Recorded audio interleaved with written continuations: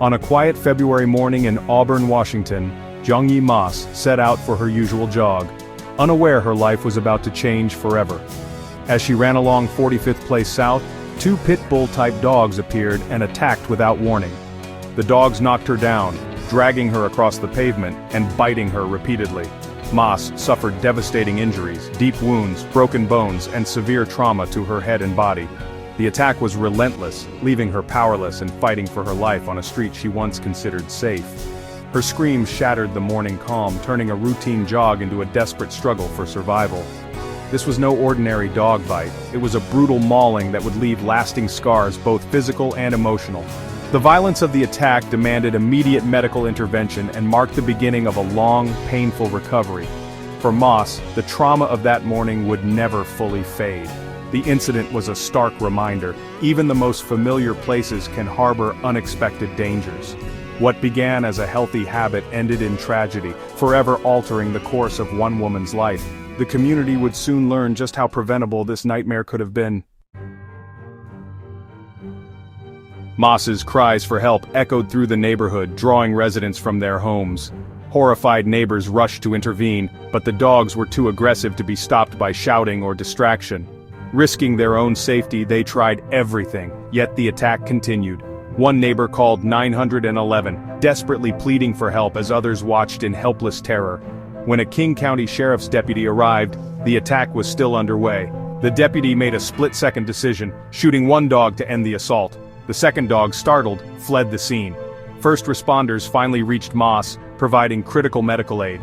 Animal control quickly located and captured the second dog, ending the immediate threat. The neighborhood was left shaken, haunted by the violence they had witnessed. The attack exposed a simmering safety issue that had long gone unaddressed. Residents wondered, how had it come to this? The tragedy forced the community to confront the dangers lurking in their midst, and it raised urgent questions about who was responsible for keeping them safe. In the aftermath, Gyongyi Maas and her family filed a lawsuit against both the dog's owners and King County. Their claim, the county had ignored years of warnings about the dangerous property. Neighbors had made over 75 complaints since 2018 about aggressive dogs, squatters, and criminal activity. Yet officials failed to act, allowing the threat to grow. Maas's legal team argued that proper intervention could have prevented the attack. Facing overwhelming evidence and the severity of Maas's injuries, King County agreed to a record $21.5 million settlement. It was the largest personal injury payout in county history. The settlement acknowledged the county's failure and provided for Maas's lifelong care. But for the family, justice was about more than money. It was about accountability. The $21.5 million settlement was a landmark, but King County clarified it neither owned the dogs nor the property. Washington law, however, can require the county to pay when other parties lack resources. The county expressed deep sympathy for Maas and promised a thorough review of its procedures. Officials pledged to improve coordination between departments and respond more urgently to public safety complaints. The property owner's insurance paid its maximum, and the house was ordered sold and cleaned up. For neighbors, this meant the end of years of fear and frustration. The lawsuit shifted focus from the dog owners to the county's deeper pockets and inaction. No criminal charges were filed against the owners at the time.